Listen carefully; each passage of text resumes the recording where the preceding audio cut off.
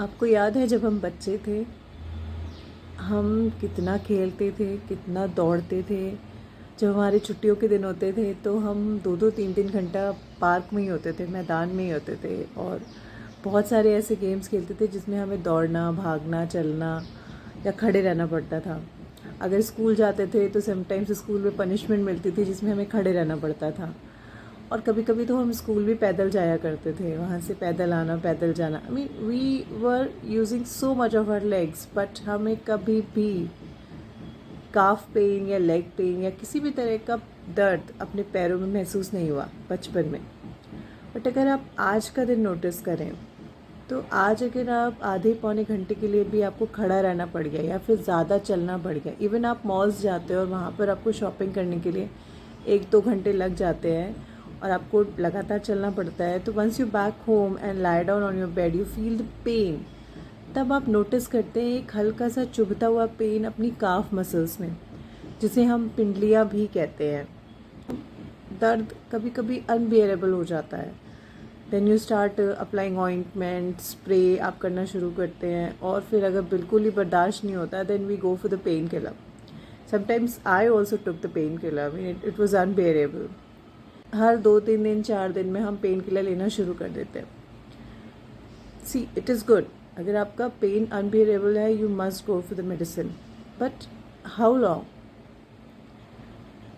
It's not at all good to be dependent on that particular medicine for your movements। खड़े होना है या फिर चलना है, क्योंकि ये तो हमें करना ही है, we cannot avoid that। So instead of just getting cure as a medicine, we must find out what's the reason behind this pain and then try to prevent it from happening, right?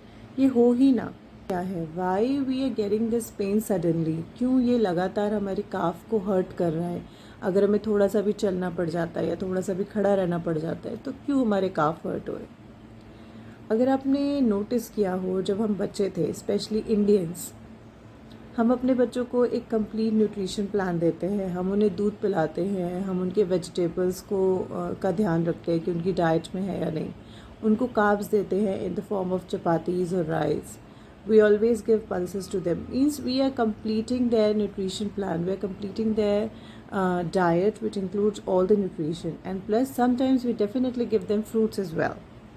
But आज का time अगर आप खुद को monitor करें, खुद की diet को मॉनिटर करें, तो maybe due to weight loss objective है, या फिर आप ओबीज़ हैं, ये आपका रीज़न है, या फिर आप डायबिटिक हैं, या फिर आप थायराइड पेशेंट है, और एनी अदर, कहीं आपकी वेजिटेबल्स कट डाउन हो चुकी हैं, कहीं कोई कार्ब्स नहीं खा रहा है, किसी की डाइट में प्रोटीन की कमी बहुत ज़्यादा हो गई है, कुछ लोग डाइट स्किप करने लगे हैं for so many reasons. I mean, they have their own reasons. कुछ vegan बन गए हैं. I mean, you guys are cutting down your nutrition from your diet, knowingly or unknowingly.